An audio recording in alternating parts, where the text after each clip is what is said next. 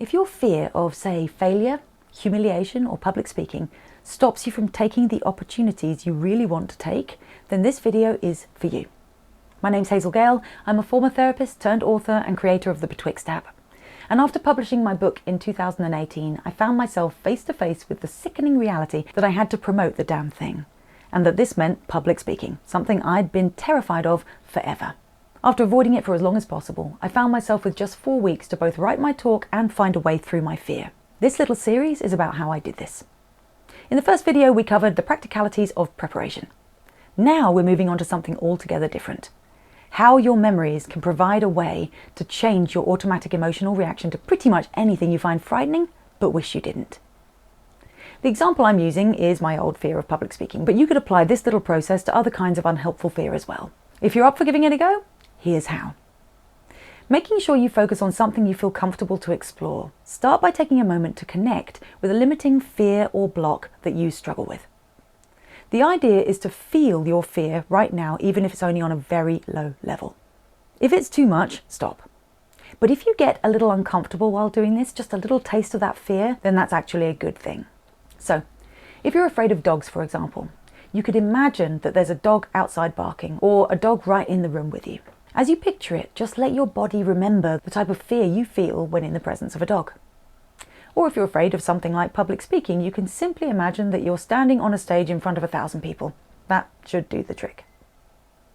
Now, once connected to that feeling of fear, I'd like you to cast your mind back over your life to see which memories feel related to it, especially those from your formative years. Did your Uncle Terry have a scary pit bull when you were younger? Did you fall over in the school nativity play at 6 years old? No matter how easy it might be to rationalize our childhood experiences away as adults, if we have memories that link certain stimuli, like dogs or public speaking, to strong fear-based emotions, then these memories will very likely play a role in our present-day emotional reactions. When I first started thinking along these lines before my debut talk, I asked myself, when else have I felt this particular brand of anxiety? My mind was honestly awash with associations, but one memory stood out. I was about 7 years old and roll out the red carpet performing in a primary school production of Cinderella. When the big moment came though, I completely forgot to say my one and only line. There was an excruciating silence while everyone waited. And I waited too. I even looked around to see who had made this terrible error. Then with a horrible sinking feeling, I realised that it was my fault the play had ground to a halt. Too embarrassed to pipe up, I stayed stumm and let the play continue while I panicked about letting other people down and getting told off. As an adult, this doesn't sound like that big a deal. But as a kid, it was huge. And so were the emotions that came with it. This is the important thing here, that this moment sprang to mind when I thought about public speaking as an adult. Meant that there was a good chance my unconscious mind was anticipating something similar for my upcoming talk. In other words, a part of me was probably expecting to feel like a 7-year-old with absolutely no idea what to say while on stage in front of hundreds of let-down people. No wonder I was nervous. To be clear, I am not suggesting that this memory is necessarily the singular root of my public speaking phobia. I'm not even sure it's possible to work out what that might be. But one of the ways our brains understand the world is by lumping things into categories. We think, this thing is like that thing, so I can expect something similar from it.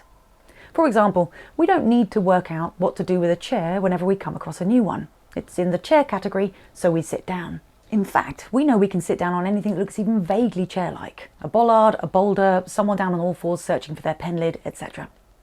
This is because categories generalize as we accumulate experiences of the world. With chairs, generalization probably isn't such an issue. But with phobias and anxiety, it can be a problem because it can cause a very specific and even realistic fear to grow into what feels like a big irrational block. Perhaps we were once okay with dogs in general, but afraid of Uncle Terry's pit bull because it barked loudly and once took a nibble of our hand while we tried to eat our dinner. Over time, as we notice other dogs barking and looking interested in our food, the original fear can start to spread until anything dog-shaped, even the tiniest, friendliest little chihuahua, can set the heart pounding. If my mind was doing something similar with my Cinderella memory, then it would make sense that my emotions felt a little over the top. Fortunately, this memory also offered me a way to reroute that energy. Memories function like stories that, when activated, play out automatically in our unconscious awareness. The purpose of this is to provoke what the mind believes to be an appropriate reaction, in this case, fear. With well-established patterns like my public speaking phobia, unless we do something to break the pattern, the reaction is unlikely to change. But the good news is that these stories, memories, are not set in stone, because memories evolve and change as we grow. Memory is in fact really unreliable as a record of reality. Even things that we would swear until we were blue in the face had happened the way we remember most probably didn't happen that way at all. Check this out. In one study conducted in 1986, researchers interviewed people the day after the Challenger space shuttle exploded mid-flight.